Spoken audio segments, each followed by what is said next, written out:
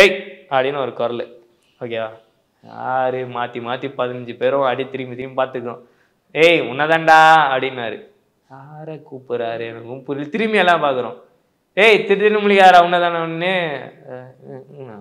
தலையாட்டாத முன்னாடி வா அப்படின்னாரு. அப்படி போனேன்.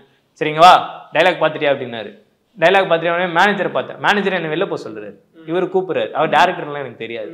பார்த்துட்டியா அப்படின்னாரு. மேனேஜர் என்ன ஏன்டா பார்க்குற கூப்பிட்டா போடா அப்படின்னாரு. சரி போனேன் டைலாக் பார்த்துட்டேன். நான் டைலாக்லாம் பார்க்கல. அப்போ தான் வாங்கினேன். துரத்துனாரு.